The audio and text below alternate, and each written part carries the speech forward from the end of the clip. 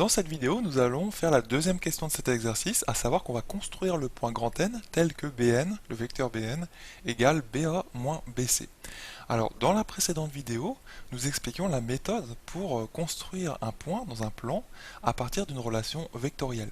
Donc cette méthode consiste tout simplement en fait à transformer la relation vectorielle que tu as au début pour obtenir une relation vectorielle toute simple dans laquelle tu obtiens ton point inconnu en deuxième position, un point connu au début pour former un vecteur en fait à gauche, d'accord, et vraiment ton point inconnu en deuxième position, et à droite du égal un vecteur connu dans ton exercice. Donc là j'ai mis BC en noir, hein, mais ça peut être n'importe quel autre vecteur que tu connais. Donc quand je parle de vecteurs connus ou de points connus, ce sont vraiment des choses que tu connais de par l'énoncé en fait de ton exercice ou de par les résultats des questions précédentes. Par exemple, hein, dans cet exercice, eh bien, tu connais vraiment les points, les trois points A, C et B hein, que j'ai dessinés au début dans cet exercice et qui sont fixés dans le plan. Hein. Fixés dans le plan, ça veut dire tout simplement que ce sont des données en fait et qui bougeront plus jamais et que ce sont donc des informations constantes que tu peux utiliser par la suite dans les questions. Donc là, ce que nous allons faire, je pense que tu as compris, c'est tout simplement transformer cette relation mauve pour obtenir une relation qui ressemble à celle-ci. Sachant que notre inconnu dans cette deuxième question, eh bien, c'est le point grand N. Donc voilà, on va essayer d'obtenir le point grand N en deuxième position, et ça tombe bien, hein, c'est déjà en deuxième position avec B, un point connu, comme étant un point connu. Donc ce que nous allons faire, c'est vraiment garder la gauche de cette relation vectorielle. Donc là, hein, dans cette deuxième question, on garde bien la gauche, c'est-à-dire qu'on garde bien Bn, et ce qu'on va transformer surtout, c'est la droite. Parce que, certes, BA moins BC, on sait qu'une différence entre deux vecteurs, ça va te donner aussi un vecteur, hein. Tout ça c'est bien sûr un vecteur comme objet mathématique, mais c'est un vecteur connu, hein, parce qu'il est formé à partir de trois points connus de ton exercice, mais le problème, c'est que en fait tu peux pas le dessiner très simplement. Ce serait quand même bien de pouvoir dessiner le vecteur connu que tu as à droite de ton égal, que tu essaies d'obtenir à droite de ton égal, et bien de façon simple. Hein. Si on peut le dessiner de façon simple, tu pourras dessiner, construire ton point N facilement. Donc là, ce qu'il faut absolument faire, c'est simplifier au maximum le vecteur que tu as à droite. Alors là, comment simplifier ça? En fait, dès que tu as un moins dans les vecteurs, tu peux tout de suite penser à retourner le vecteur. C'est-à-dire que dès que tu as un moins devant BC comme ça, eh bien ça fait aussi CB comme vecteur, ça fait plus CB. Donc ça, hein, c'est une relation en général qu'il s'agit de connaître, c'est tout simple, c'est que le vecteur AB, en général, hein, eh bien c'est égal au vecteur moins BA. D'accord? Et ça veut dire la même chose que BA, c'est la même chose que moins AB. Tu vois, c'est la même relation que juste au-dessus, en passant juste ce moins-là à droite, en multipliant, si tu veux, par moins 1 des deux côtés du égal. Donc, bref, dès que tu as un vecteur formé par deux points, tu peux très bien retourner les deux points, mais il faut mettre un moins devant le vecteur pour obtenir le même vecteur. Donc là, ce que l'on peut faire, tout à fait, c'est qu'on peut remplacer moins BC par CB, plus CB. Donc on va obtenir BA plus CB. Alors tu vas me dire, oui, alors si je regarde indépendamment ces deux vecteurs, BA, je le vois bien sur la figure, c'est B, on part de B et on va jusqu'à. Et ensuite pour CB, eh bien on part de C et on va jusqu'à B. Le problème, c'est que bon, c'est deux vecteurs quand même qui sont bien distincts. Il y a le point B comme point commun. Bon, en fait, on peut aller plus loin dans la simplification. Il faut que tu aies un petit peu d'expérience ici. Pour simplifier des vecteurs, hein, il n'y a pas 36 règles. Hein. Les règles que l'on utilise, c'est celle-ci que je t'ai mise en noir. Première règle, on va dire, pour transformer des vecteurs. Et la deuxième, très très courante, je pense que tu t'en souviens, c'est la relation de Schall. La relation de Schall, c'est une relation qu'on utilise très très très souvent dans les exercices avec des vecteurs. Relation de Schall. Donc il y a un S avant le L, chasseless. Bon, ça se prononce pas comme ça. Donc relation de Schall. Et donc ça, qu'est-ce que c'est que cette relation de Schall? En fait, ça veut dire que tu peux décomposer un vecteur en passant par un point. Il faut bien comprendre cette relation. En fait, tu vois graphiquement ici, le trajet AB. Tu vois, tu pars de la ville A pour aller à la ville B. Eh bien, tu peux très bien passer par la ville C. Donc en fait, le vecteur AB, c'est-à-dire ton trajet AB, il peut se décomposer en deux trajets, en une somme de deux trajets. Premier trajet, ça va être AC, tu vois, tu passes par le point C, et après tu repars évidemment de la ville C pour arriver à la ville B. Deuxième trajet, c'est CB.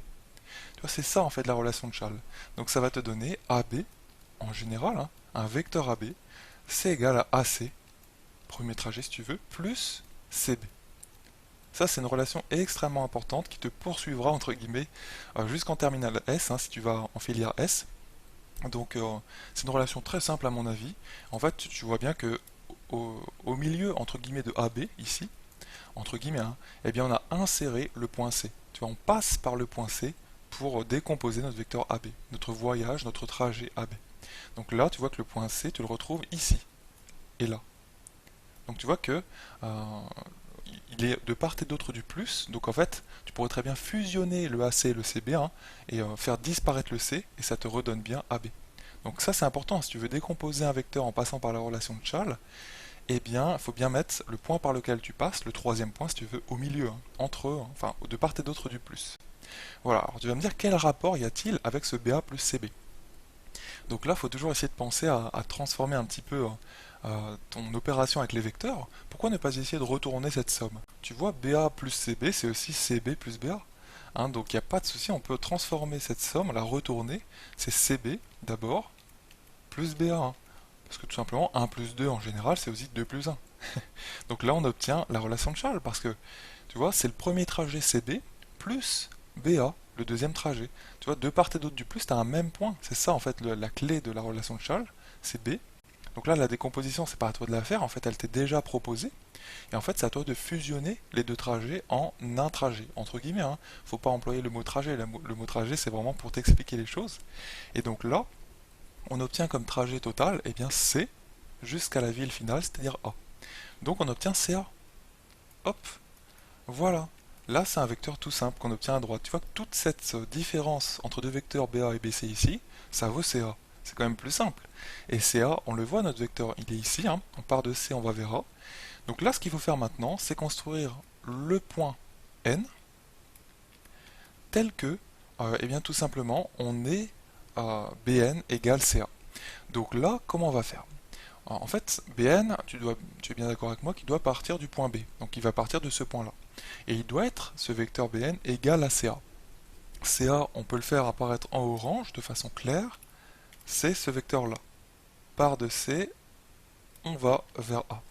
Donc en fait, c'est pareil. Là, tu vas partir du point B et tu veux arriver à N de telle façon à ce que ça te fasse la flèche entre guillemets CA, le vecteur CA. Donc là, ce que je fais, c'est que je fais que reproduire la flèche orange, le vecteur orange, en partant du point B.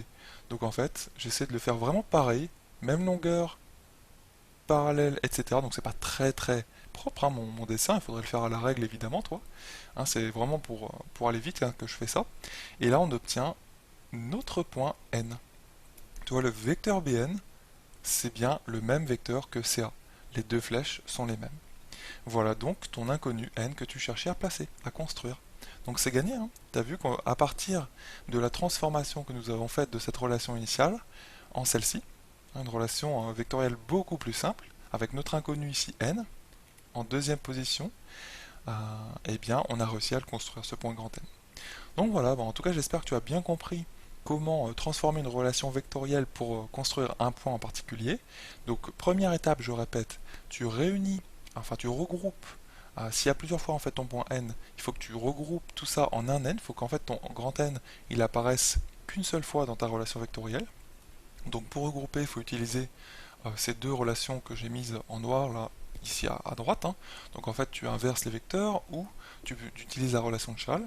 Donc une fois que tu as obtenu ton point inconnu une seule fois dans ta relation vectorielle, eh bien tu passes le vecteur auquel il appartient, ce point inconnu, à gauche. Tu as bien sûr un point connu au début, le point B ici, dans notre exemple, et à droite, tu simplifies tout le vecteur que tu as à droite pour obtenir le vecteur le plus simple que tu puisses avoir. Voilà, et après tu pourras construire facilement ton point inconnu. Donc j'espère que tu as bien compris les explications qu'on a données pour cet exercice, et je te dis à la prochaine dans un autre exercice de mathématiques sur Star en maths.